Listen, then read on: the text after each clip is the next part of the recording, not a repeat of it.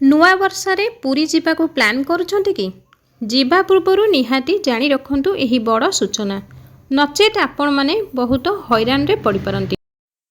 आउ मात्र 2 दिन रे शेष होई जिवो 2023 वर्ष आरंभ हेबो नुआ वर्ष 2024 मास।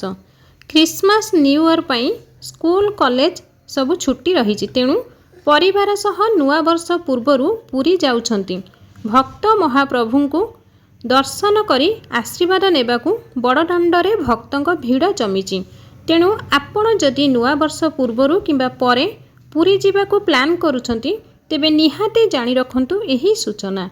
महाप्रभुंक दर्शन लगी एते संख्यक भक्त भीड़ जमाउछंती जे पुरी रे स्थिति असंभाल हेउची। आगरू केही राति 9टारे पहुँचिले मध्य सहजरे महाप्रभुंकु दर्शन करि पारुथिले हेले एबे राति रे मध्य एमिति भीड़ हेउची जे भक्तों को निराश हेई फेरिबाकू पड़ुची। साधारणतः कोरोना कटकणा उठिबा परे राज्य और राज्य बाहरु लक्ष लक्ष भक्त श्रीमंदिर दर्शन पई आसुछंती। भीड़ नियंत्रण करिबाकू पुलिस शासन मुतयन थिले मध्य अनेक समय रे फेल मारुछंती। ठेलापेला सांगकू अनेक समय रे कैबिनेट भांगी श्रीमंदिर भीतर को प्रवेश करुछंती भक्त। तेणु भीड़ नियंत्रण और सुरक्षा को सरकार और 5T अध्यक्ष गुरुतर सह नैछंती। श्रृंखलित भावे महाप्रभुंक दर्शन पाई स्पेशल सिक्यूरिटी बैटालियन को मुतयन करा जायछि।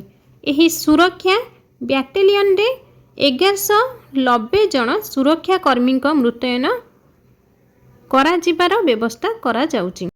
एमाने समस्ते पुरी एसपी अधीन रे कार्य करिवे।